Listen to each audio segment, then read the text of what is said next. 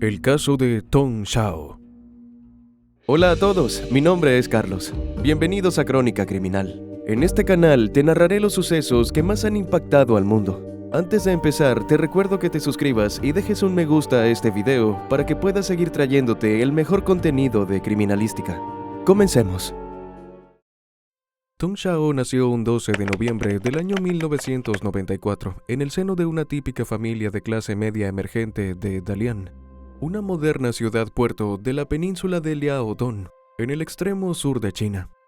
Como muchos jóvenes que nacieron entre 1982 y 2015, bajo la medida de control del crecimiento de la población, Tong fue hija única de Chong Shen Chao, un funcionario público que trabajaba en la Inspección de Seguridad Alimentaria, y su esposa Yan Chue, quien era ama de casa.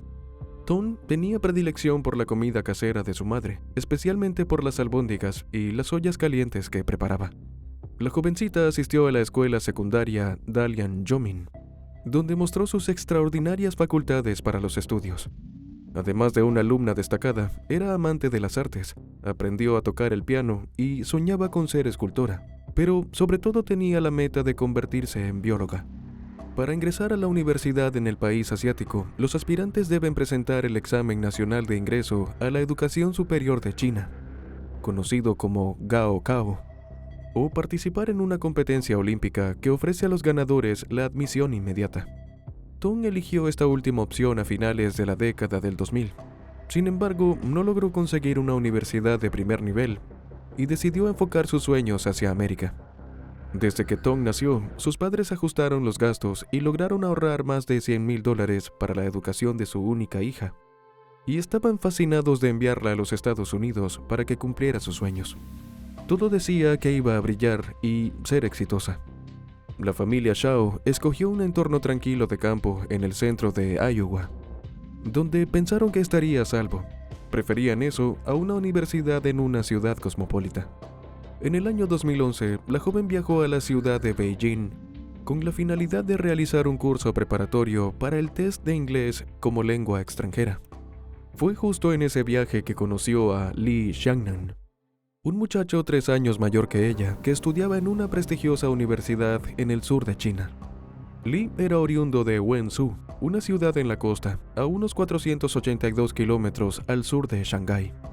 El joven era tímido, parecía provenir de una familia económicamente acomodada, e ingresó en la Universidad de China tras ganar la competencia olímpica, que le permitió saltarse el Gaokao. Según Yan, la madre de Tong, el chico se enamoró de inmediato de su hija, algo que no le pareció nada inusual, pues, al parecer, la belleza y dulzura de la muchacha había cautivado a muchos jóvenes. Ella y su esposo no creyeron que fuera el hombre adecuado para su hija. Sin embargo, tampoco le dieron mayor importancia porque Tong viajaría en muy poco tiempo a Estados Unidos para iniciar sus estudios, y con ello una nueva vida. En el año 2012, la joven ingresó en la Universidad Estatal de Iowa, en la ciudad de Ames, donde optó por la carrera de Ingeniería Química, un campo que emocionó enormemente a sus padres, pues para aquel momento no muchas mujeres eran lo suficientemente arriesgadas para ingresar a una profesión que parecía ser dominada por los hombres. Tong se adaptó muy bien a los Estados Unidos, cambió las camisetas por ropa muy femenina y dejó crecer casi hasta la cintura su cabello, que usaba rizado y con una mecha teñida de color marrón. La joven era conocida entre sus amigos por el apodo de Hermanita, pues aunque era la mayor de sus 3 compañeras de habitación, medía 1,54 metros de altura. En el aula era una de las estudiantes más sobresalientes, al punto de que volvía locos a los demás, porque siempre se quejaba de estar atrasada y luego sacaba las mejores notas. De hecho, aunque la ingeniería no era su materia favorita, mantuvo un promedio de calificaciones de 3,75. Más allá de lo académico, sus compañeras la describieron como una joven feliz y muy extrovertida, a quien le gustaba cocinar para los demás, divertirse, bailar y salir de fiesta. También se distinguía por su capacidad para resolver rápidamente el cubo de Rubik. Los padres de Tong pensaron que la distancia acabaría con las pretensiones de Li hacia su hija, pero los chicos continuaron socializando. Tiempo después, Li siguió a Tong hasta Estados Unidos e inició estudios en el Instituto de Tecnología de Rochester. para luego cambiarse a la Universidad de Iowa, donde se estaba especializando en negocios. Curiosamente, su cambio de campus implicaba estar más cerca de Tom, a una distancia de 230 kilómetros.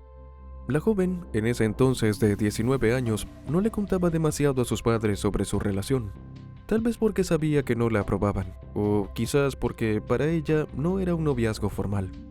Algunos conocidos de la estudiante dijeron que él parecía tener la idea de que eran novios, y otros comentaron que, al mismo tiempo, ella veía a otras personas. Al igual que sus padres y otros familiares, los amigos de Tom tenían una mala opinión sobre Lee, al punto que ella evitaba hablarles acerca de él. En el verano de 2013, mientras esperaba el inicio de sus clases en otoño, Lee decidió irse a vivir en el apartamento de estudiante de Tom, el cual, como dijimos, compartía con otras compañeras. Esta fue la primera de varias situaciones incómodas entre Lee y las amigas de la joven, para quienes resultó un abuso que se instalara en la habitación. En ese tiempo, no era normal que un chico viviera en el apartamento de las mujeres, por lo que las disgustadas compañeras de cuarto y la propia Tom intentaron echarlo, pero él simplemente no se marchó hasta 3 meses después. Aparte de esto, a principios del año 2014, llegaron a la dirección de Tom 2 citaciones por infracciones de tránsito cometidas por Lee, mientras conducía su BMW 2009 en la vía de Coralville, en las afueras de la ciudad de Iowa. Las compañeras de habitación de Tom no entendían por qué dio como suya la dirección de ellas. En una oportunidad, durante una visita de Tom a su ciudad natal, una prima notó que la joven estaba cambiada. Tenía una actitud diferente y hasta parecía retraída. En esa ocasión también evitó conversar sobre su relación con Lee. El miércoles 3 de septiembre de 2014 fue un punto de quiebre en la relación de Tom y Lee. Ese día, el joven la llamó al celular y, aparentemente sin darse cuenta, ella activó la llamada mientras seguía conversando con una amiga y hacía comentarios despectivos sobre Lee. El estudiante permaneció en la línea durante 30 minutos y, entre otras cosas, escuchó que la chica tenía la intención de acabar con la relación. Karen Young, amiga de Lee, fue testigo del arrebato de rabia del muchacho, pues él la llamó para contarle lo que había escuchado. Después de hablar con ella, subió una publicación en mandarín en su página de una red social popular entre los estudiantes universitarios chinos, en la que daba a entender que no le importaba su vida. Esa fue su última publicación en el sitio, antes de encontrarse el fin de semana con Tom. Tom y Lee tenían planes para aprovechar unos días libres para estar juntos lejos de la habitación de la chica, donde él no era bien recibido. Era normal que desaparecieran los fines de semana y buscaran un hotel donde pasar las noches. La pareja viajó desde la ciudad de Ames en el auto de Tom, un Toyota Camry color dorado que adquirió con el sueldo de una pasantía que hizo durante el verano en la ciudad de Kentucky. Los jóvenes se registraron en un pequeño hotel llamado Budget Inn, ubicado junto a la Ruta 30, cerca de Nevada, en el mismo estado de Iowa. El hotel no era un lugar elegante, más bien parecía un sitio de paso, pero era donde solían quedarse. De hecho, el propietario, Ken Patel, los reconoció porque ya se habían hospedado allí 3 veces durante fines de semana festivos. En septiembre de 2013, en octubre de ese mismo año y en mayo del 2014. La pareja ingresó al hospedaje el 5 de septiembre y se quedaron en la habitación 218. Ese fin de semana, aunque no está claro el momento exacto, Chon Shen, el padre de Tom, le envió un mensaje de texto a su hija para preguntarle si había podido reemplazar un par de lentes que había perdido días antes. Además, le solicitó la posibilidad de llamarla por video para que pudieran hablar mejor y más extendido. En su parca respuesta, Tom dijo que le había pedido prestado los anteojos a una amiga y que estaba demasiado ocupada para hacer la llamada que le pedían.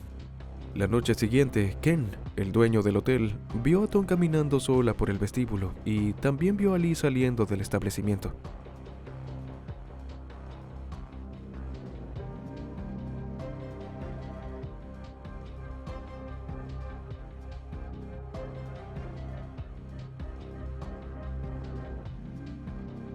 Además, indicó que la mañana del 7 de septiembre, cuando despertó, ya el auto dorado de los chicos no estaba en el estacionamiento.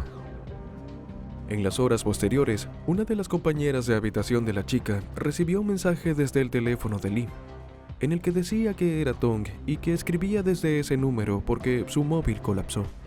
En el texto explicaba que su novio volaría a China para atender una supuesta emergencia y que ella tomaría el bus hasta Minnesota para visitar a algunos amigos de su país. Por su parte, Karen, la amiga de Lee, también le escribió para preguntarle cómo iban las cosas con Tong, después del enojo que le causó escucharla hablando de él a sus espaldas. La única respuesta que recibió fue que hasta ese momento todo iba bien. En los días posteriores, las amigas de la joven estudiante no se preocuparon demasiado por saber de ella, pues pensaban que había viajado a Minnesota. Sin embargo, cuando su ausencia se extendió por más de una semana, comenzaron a sospechar que algo no andaba bien. Tong era una estudiante modelo, siempre se quejaba de estar atrasada en los estudios y era poco probable que se tomara tantos días sin dedicarle a la universidad.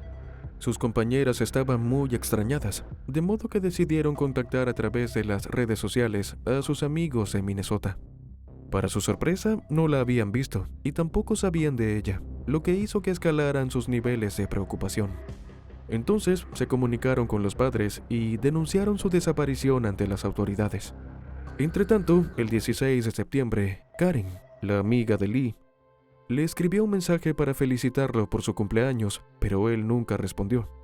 Algo que le resultó extraño y preocupante, pues era de esas personas que contestaban casi inmediatamente. Por su parte, Chon Shen, el padre de Tong, habló con los progenitores de Lee el 18 de septiembre. Ellos le dijeron que no habían tenido noticias de su hijo y tampoco sabían dónde estaba.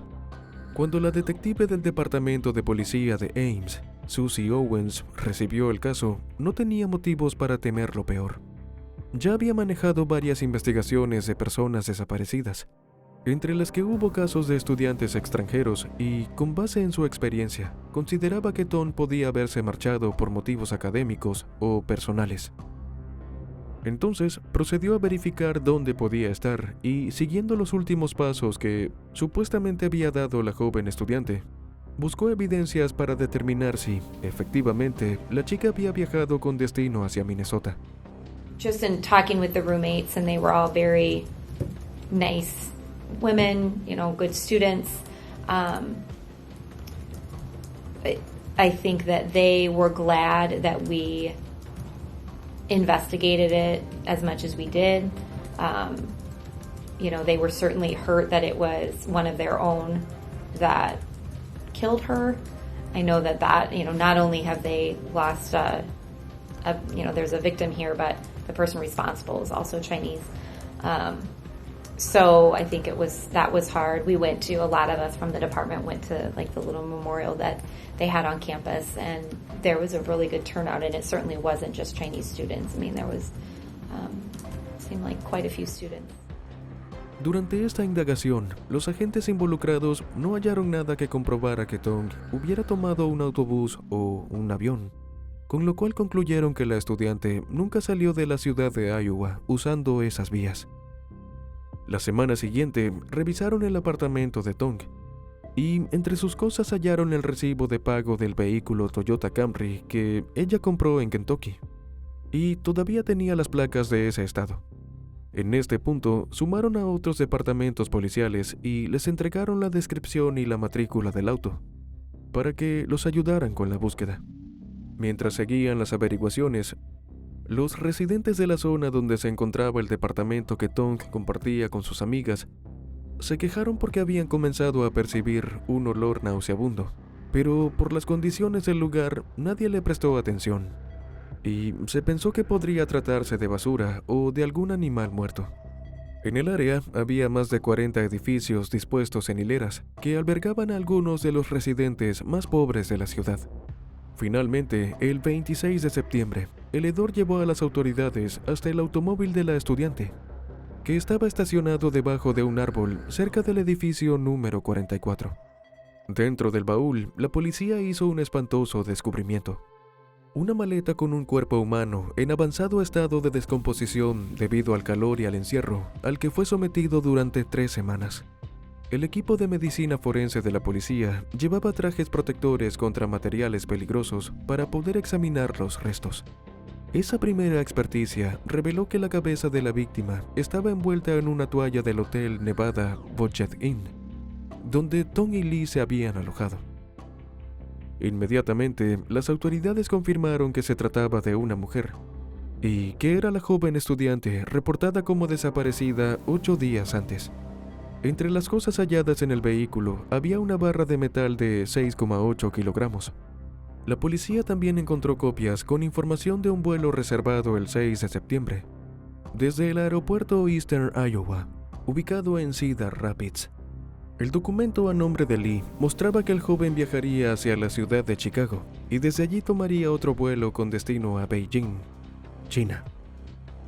Esa misma noche, las autoridades calificaron la muerte como sospechosa, y en las horas siguientes, la autopsia practicada confirmó que el deceso ocurrió por asfixia y por un traumatismo contundente. Por otra parte, como no se pudo determinar la hora y fecha de la defunción, en el certificado se colocó el 26 de septiembre de 2014, a las 11:38 de la noche, momento en que los agentes de policía de la ciudad de Iowa descubrieron su cuerpo. 3 días después, la policía obtuvo una orden de registro para la habitación 218 del Budget Inn. Cuando finalmente examinaron el cuarto, la escena resultó reveladora. Las paredes tenían salpicaduras y gotas secas por todas partes, pero sobre todo detrás de la cabecera de la cama. Esto indicaba que muy posiblemente su muerte ocurrió en la habitación del hotel. El propietario del establecimiento fue la última persona que vio a Tom con vida, además de Lee. De acuerdo con su versión, llegaron en un automóvil dorado, similar a la descripción del Toyota de la estudiante, y se registraron el 5 de septiembre, el fin de semana posterior al día del trabajo. Ken le dijo a las autoridades que Lee salió del lugar durante la noche del 6 de septiembre y se fueron la mañana siguiente antes del horario previsto por las normas del hotel, lo cual le pareció inusual porque en sus visitas anteriores tuvo que tocarles la puerta después de la hora de salida, prevista a las 11 de la mañana, para pedirles que abandonaran la habitación. Si bien el hotel tenía una cámara de vigilancia encendida constantemente, las imágenes no quedaron registradas en ninguna parte. La policía confirmó que Lee abordó un vuelo en Cedar Rapids, con escala en Chicago el lunes 8 de septiembre por la mañana, y aterrizó en China 2 días después. Más tarde recibieron la confirmación de que pasó por la aduana en Beijing, y desde ese momento desapareció del mapa de las autoridades. No había registro de él en ningún lugar de China. En su apartamento quedaron señales de un hombre que salió apresuradamente. No se habían guardado las compras del supermercado, había un envase con leche que se descompuso sobre el mostrador, y una maleta llena de ropa que quedó en la puerta principal. Cuando la detective Susie descubrió que el hombre había abandonado el país, lo señaló como persona de interés en la investigación. Al indagar acerca de Lee, algunas personas que compartieron con él en la universidad lo calificaron como un hombre misterioso, que vivía solo fuera del campus y tenía muy pocos amigos. Esto no era del todo inusual, porque llevaba 1 año en la casa de estudios. Además, aunque era un tipo muy introvertido, en algunas ocasiones invitó a algunos conocidos a su apartamento. Un detalle que llamó la atención de los investigadores fue una mancuerna o pesa de mano encontrada dentro del vehículo. Cuando le dieron seguimiento a esa pista, descubrieron un video de vigilancia en el que se puede ver a Lee comprando las pesas y una valija, lo que los hizo pensar que la intención original del sospechoso era lanzar el cuerpo de su novia al río Skunk, que pasa por la ciudad de Ames.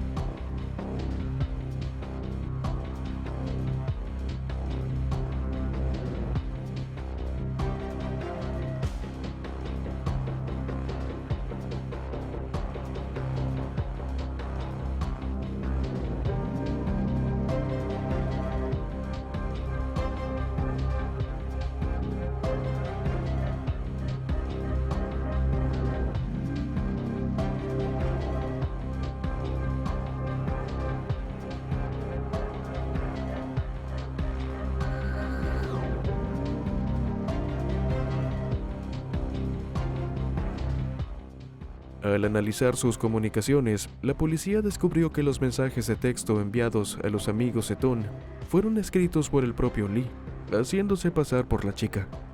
Al decir que visitaría a unos amigos en Minnesota durante una semana y que no se preocuparan, compró tiempo antes de que comenzaran a buscarla.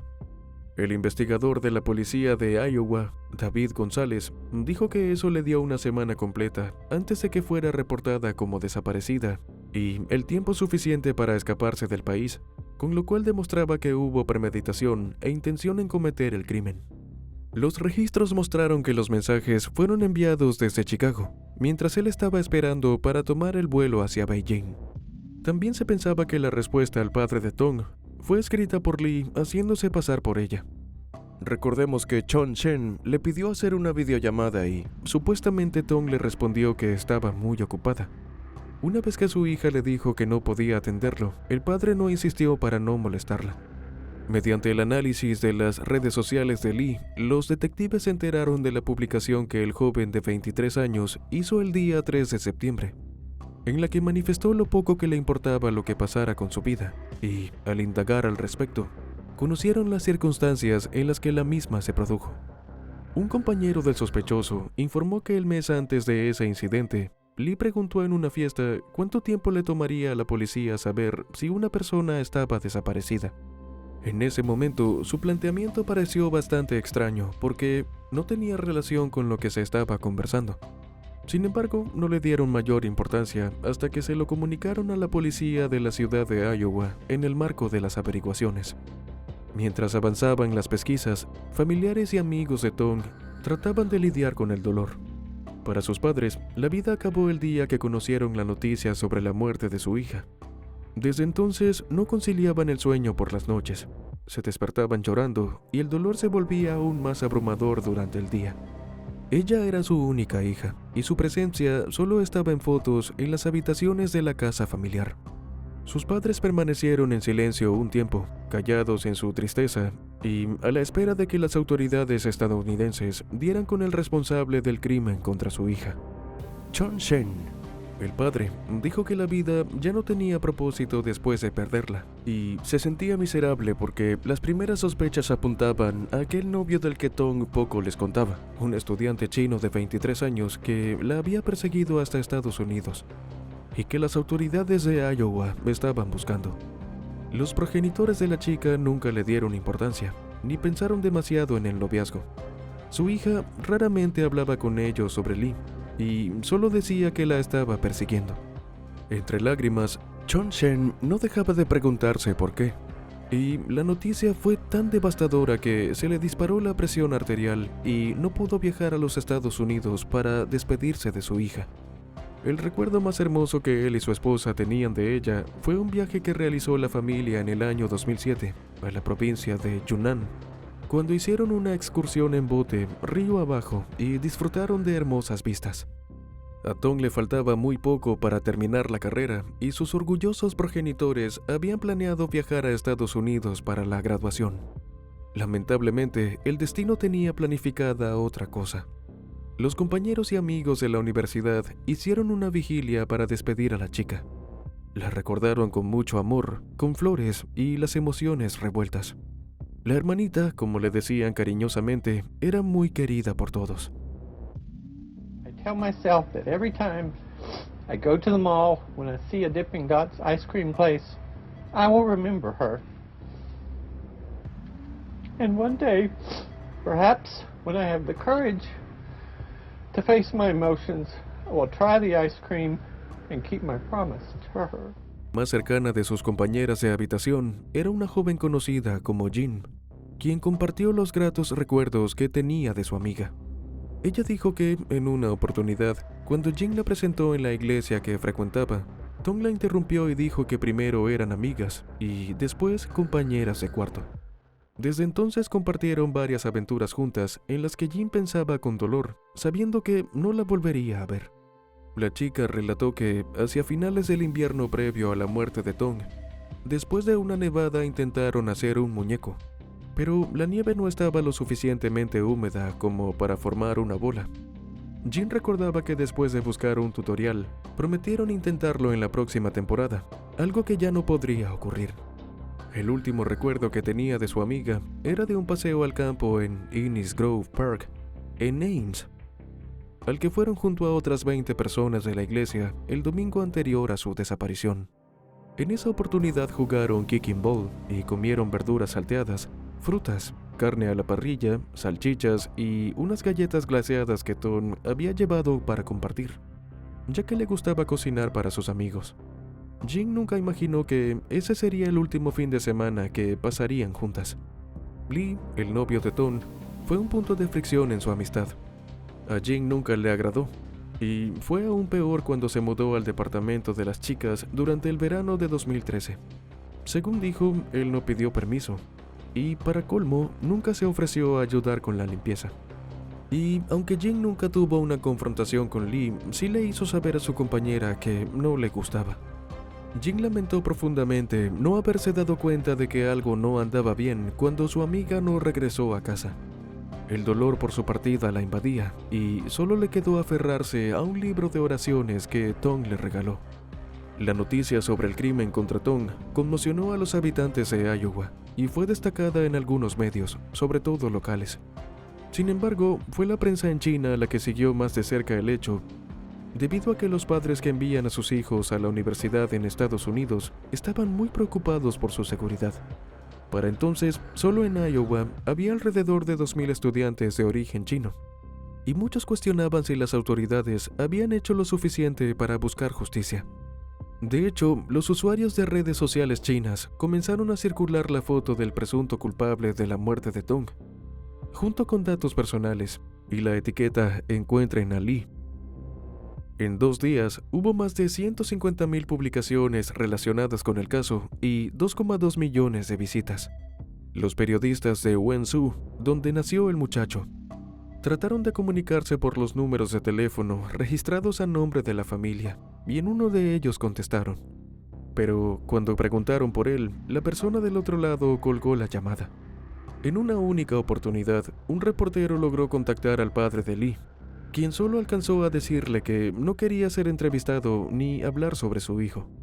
En este punto, la desesperación marcaba la vida de los padres de Tom, quienes solo se preguntaban si prevalecería la justicia. A finales de enero del año 2015, hicieron un llamado para que los funcionarios estadounidenses compartieran todo lo que sabían y culparon directamente del crimen al novio de su hija. Janet Lines, la fiscal del condado de Johnson que dirigía la acusación en Iowa, se mostró cautelosa sobre el caso, ya que Lee era buscado para interrogarlo porque era una persona de interés con información útil para la investigación. Pero siendo un testigo extranjero que se encontraba fuera del país, obviamente aumentaba la complejidad. Por su parte, la Agencia Federal de Investigación de Estados Unidos, conocida como FBI, prefirió no dar ningún detalle sobre el hecho y solo dijo que un equipo de agentes colaboraba en la investigación. Chong Shen suplicaba a las autoridades estadounidenses que emitiera una orden de captura. De acuerdo a sus palabras, ese sería un acto honorable que podría salvar la vida de otras víctimas inocentes y vulnerables, y que permitiría que el alma de su hija descansara en paz. El padre de Tom manejaba la información de que la policía de la ciudad, junto a la oficina del fiscal de distrito del condado de Johnson, habían acusado a Lee de asesinato en primer grado. No obstante, ni la policía ni el fiscal de Iowa confirmaron o negaron la afirmación del padre de Tom, principalmente porque las leyes de esa ciudad permitían que el expediente se mantuviera sellado en circunstancias especiales hasta que se realizara un arresto. También impedían que cualquier funcionario con conocimiento del caso hablara públicamente sobre él. Aproximadamente una semana después de sus declaraciones, la policía de Iowa informó al padre de Tom que se había emitido una orden de arresto contra Lee. Hacia el mes de abril, la cooperación entre la policía de Wenzhou y Iowa aumentó, y en China se inició una vigilancia constante de la familia de Lee, que permitió conocer su paradero en más de una ocasión. Pero él desaparecía antes de que pudieran ponerlo bajo arresto. Poco después, un equipo de investigaciones del país asiático se trasladó hasta Iowa para unirse a la policía y los fiscales en su investigación. De acuerdo a un comunicado del Ministerio de Seguridad Pública de China, la policía estadounidense entregó copia del expediente, Mientras que los detectives chinos recogieron pruebas, comprobaron la escena del crimen e interrogaron nuevamente a los testigos. Sin embargo, existían muy pocos precedentes de un caso como este, en el que la policía estuviera buscando a un estudiante chino para interrogarlo por el crimen contra otro ciudadano del mismo país en suelo estadounidense. La complicación iba más allá de eso, ya que, según los juristas, si las autoridades del país asiático encontraban a Lee, no existía la más remota probabilidad de que lo entregaran a Estados Unidos para interrogarlo. Además, no había un tratado de extradición entre ambas naciones, por lo que no estaba planteado que Estados Unidos solicitara su entrega para que enfrentara cargos en el país donde tuvo lugar el crimen. Iowa y China tenían una relación excepcionalmente sólida, que se remontaba a más de 30 años de vínculos comerciales. Estos se observaban claramente en los campus de las dos universidades emblemáticas de Iowa, donde 1 de cada 10 estudiantes era ciudadano chino. Aún en este contexto, incluso si hubiera existido un tratado de extradición, se argumentaba que bajo ningún concepto el gobierno asiático extraditaría a sus connacionales, y Lee no era la excepción. Por lo tanto, de ser hallado, enfrentaría a la justicia en China. Ya existían precedentes con un crimen ocurrido en el año 2010, en el que un ciudadano de origen chino le quitó la vida a una taxista en Nueva Zelanda y huyó a Shanghái, donde finalmente fue juzgado, a pesar de las objeciones de los funcionarios de la ciudad de Auckland, que querían que el sospechoso fuera procesado en su país. Incluso, según registros, esa fue la primera vez que un crimen en Nueva Zelanda se juzgó lejos de su territorio. A mediados del mes de mayo, y ante la presión de las autoridades, Lee finalmente se entregó a la policía de Wenzhou, cuyos funcionarios abrieron un caso en su contra con base en las pruebas obtenidas en Iowa. No obstante, recién el 19 de junio, mientras permanecía detenido, el Ministerio de Seguridad Pública anunció que los fiscales de Wenzhou acusaron formalmente a Lee de homicidio intencional. Las autoridades estadounidenses habían dicho que Lee pudo haber estado enojado y celoso el fin de semana que cometió el crimen y tenía muy pocas expectativas de una condena después de que huyó del país, dejando el cuerpo de Tong en su auto. Sin embargo, la noticia de que Lee estaba bajo custodia reavivó la esperanza de que se hiciera justicia. Además, los funcionarios del condado de Johnson y de la ciudad de Iowa que trabajaron en el caso recibieron una invitación única a participar en el juicio de Lee en Wenzhou. Era la primera vez que los investigadores y fiscales de Iowa y Ames manejaban un caso criminal como el de Tong. Unos días antes de dar inicio al juicio de Lee, los padres de la víctima se reunieron con los progenitores del acusado, quienes les pidieron perdón por las terribles acciones de su hijo y ofrecieron pagar una compensación por la muerte de Tong. Los padres de la joven recibieron 2 millones de yuanes, equivalentes a unos $308,000, una cantidad que fue confirmada por Shen Shaolin, el abogado defensor. El 23 de marzo de 2016, un año y medio después del horrendo crimen, se dio inicio al juicio de Lee con la presencia de los investigadores de la policía de Iowa, Andy Rich y Dave González. El primer acto de Lee durante su comparecencia fue inclinarse ante los padres de Tong, diciendo que lamentaba haberle quitado la vida a su hija. Al declararse culpable del cargo delante del Tribunal Popular Intermedio de Wenzhou, calificó su actuación de irracional e impulsiva y pidió clemencia. Sin embargo, los padres de Tong buscaban que se le sentenciara a la pena de muerte. Las declaraciones de Lee fueron escalofriantes. Según él, amaba tanto a Tong que no podía soportar que ella tuviera aventuras con otros hombres, y argumentó que fue un crimen pasional después de descubrir que su novia ya no quería estar con él. El muchacho, que estuvo durante 8 meses prófugo de la justicia, negó ante el tribunal que hubiera planeado el crimen con antelación. De acuerdo con su declaración, compró el billete de avión con unos días de anticipación porque, de todos modos, tenía pensado regresar a China, debido al estrés que sentía por su situación sentimental. Lee se enfrentaba a una pena que podría ir desde los 10 años de prisión hasta la muerte, según lo establecido por las leyes chinas en casos de homicidio intencional. En un juicio que duró un día, Lee Xiangnan fue declarado culpable de homicidio intencional y condenado a cadena perpetua. una sentencia que podría ser conmutada después de 13 años de cárcel. En un comunicado del Tribunal Popular Intermedio de la ciudad de Wenzhou, en el este de China, se dijo que, a pesar de que el joven pudo enfrentar la pena capital, el tribunal optó por una sentencia más indulgente, lo cual les pareció apropiado, según el derecho penal chino, debido a que Li se entregó voluntariamente y expresó fuertemente su remordimiento. Además, la familia de la víctima había aceptado una compensación civil. Tras su regreso a Iowa, los investigadores que viajaron a China para presenciar el proceso revelaron más detalles sobre el caso en una conferencia de prensa. No estaban seguros de cuándo exactamente ocurrió el crimen contra la estudiante universitaria, pero habían llegado a conclusiones dantescas, como el hecho de que Tong muy probablemente sobrevivió a la paliza inicial de Li y murió sofocada en el interior de una maleta dentro del baúl de su auto. A pesar de que Li afirmó que se trató de un crimen pasional, los investigadores estaban casi seguros de que el hombre de 23 años lo había planeado, y que su idea original era poner pesas en la maleta y hundirla en el río Skunk. Sin embargo, la poca profundidad no se lo permitió. La fiscal del condado de Johnson, Janet Lines, afirmó sentirse muy satisfecha con el resultado, pues Lee recibió la sentencia que habría obtenido si el juicio se hubiese llevado a cabo en los Estados Unidos.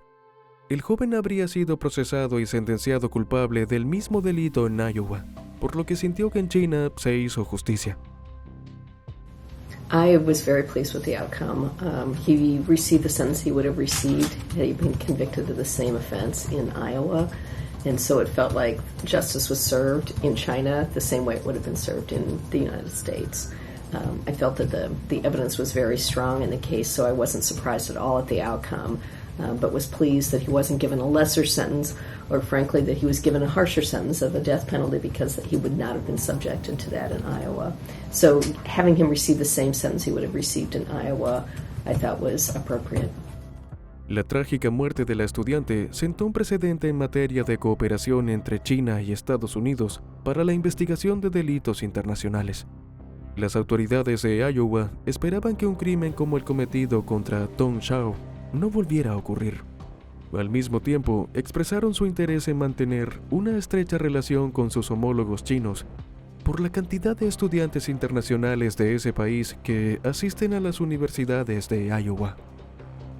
Tras el veredicto del tribunal, la reacción de los padres fue de resignación más que de paz por conseguir justicia para su hija. Chong Shen se preguntó qué podían hacer y luego afirmó que solo podía aceptar la sentencia.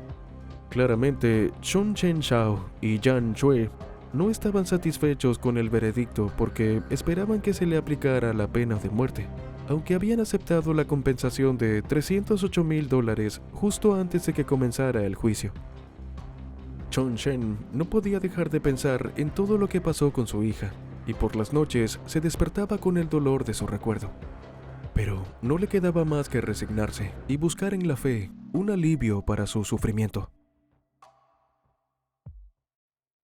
Y bueno, hasta aquí el video de hoy. Dime qué opinas de este caso. No te olvides de dejar tu me gusta y suscribirte a este canal. Nos vemos en la siguiente Crónica Criminal. Adiós.